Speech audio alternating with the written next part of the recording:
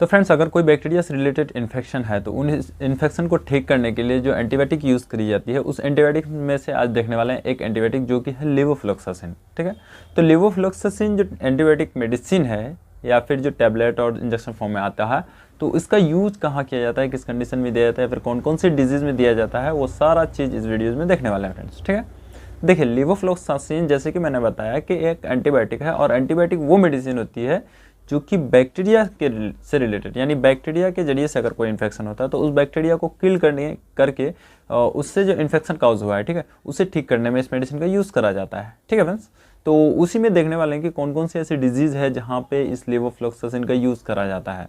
तो उसमें से अगर कॉमन डिजीज़ की बात करें, जैसे कि आपको साइनटिस हो जाना, यानी साइनस में इन्फ्लेमेशन आ जाना किसी बैक्टीरिया के इन्फेक्शन के कारण, या फिर लंग्स में किसी तरह का इन्फेक्शन हो जाना, निमोनिया का केसेस आ जाना, और उसके साथ साथ थ्रोट में इन्फेक्शन हो जाना, यानी गला में इन्फेक्शन हो जाना, और इसके साथ साथ रेस्पिरेटरी ट्रैक्ट में कहीं भी अगर इन्फेक्शन होता है या फिर इन्फ्लेमेशन का हो जाता है किसी बैक्टीरिया के कारण, तो वहाँ पे भी इसका यूज़ करा जाता है। और अदर बात करें तो जैसे कि RTI या UTI की केस में भी इसका यूज किया जाता है, यानी कि यूरिनेशन में जलन होना, पेन होना, या फिर UTI के केस में यूरेथ्रा हुआ, यूरिनरी ब्लैडर हुआ, कहीं भी अगर इन्फेक्शन होता है किसी बैक्टीरिया के कारण, तो वहाँ पे भी इस मेडिसिन का यूज़ करके उस बैक्टीरिया को किल करके उससे जो इन्फ्लेमेशन काउज होता है या फिर उससे जो डिजीज़ जनरेट हुई है उसे ठीक किया जाता है। ठीक है, और इसके अलावा हो सकता है कि डॉक्टर अपना एक्सपीरियंस के अनुसार अलग अलग जगह भी इसका यूज़ करे।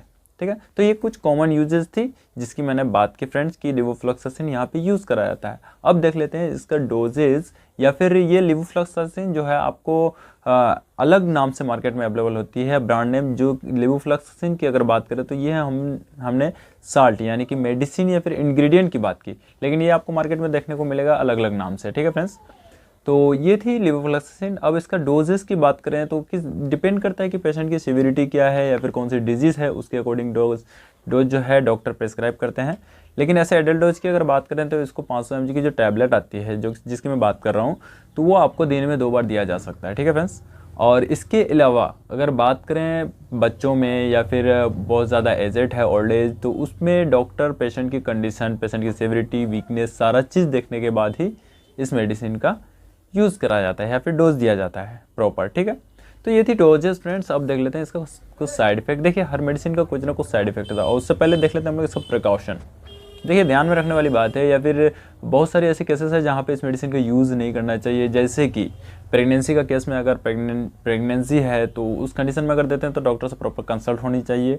और ब्रेस्ट फीडिंग है, या फिर लीवर किडनी से रिलेटेड कोई डिजीज़ है, या फिर हार्ट से रिलेटेड कोई प्रॉब्लम है, तो वैसी कंडीशन में जब भी मेडिसिन को यूज़ करें तो फिर प्रॉपर डॉक्टर से कंसल्ट से ही मेडिसिन का यूज़ करें। वैसे भी फ्रेंड्स, कोई भी मेडिसिन ना बिना डॉक्टर का कंसल्ट का नहीं यूज़ करना है। ठीक है, क्योंकि देखिए मेडिसिन में साइड इफेक्ट देखी जाती है, और साइड इफेक्ट कभी कभी बहुत ज़्यादा सीवियर हो जाता है। ठीक है, वैसी केस में जैसे कि अगर इसका साइड इफेक्ट देखें हम लोग लेवोफ्लॉक्सासिन का, तो इसमें आपको नोजिया देखने को मिल सकता है, वोमिटिंग देखने को मिल सकता है, हेडेक देखने को मिल सकता है, यानी कि सिर में दर्द, सिर में चक्कर, उल्टी आना, और स्किन पे रेसेस पड़ जाना। ठीक है, तो ये कुछ कॉमन साइड इफेक्ट हैं। अगर ऐसा कुछ भी साइड इफेक्ट देखने को मिलता है तो सबसे पहले मेडिसिन को रोक देना है, और आपके जो डॉक्टर्स हैं उसे प्रॉपर कंसल्ट कर लेना है, ताकि इसके लिए जो फर्दर ट्रीटमेंट हो वो आपको जल्द से जल्द प्रोवाइड कर सके। ठीक है फ्रेंड्स, इसीलिए बता रहे हैं कोई भी मेडिसिन जो है ना सेल्फ यूज़ नहीं करना है, डॉक्टर के प्रॉपर कंसल्ट से ही यूज़ करना है। क्योंकि वीडियो सिर्फ ना नॉलेज पर्पज़ के लिए बनाया जा रहा है कि कौन मेडिसिन कहाँ यूज़ कराया जाता है।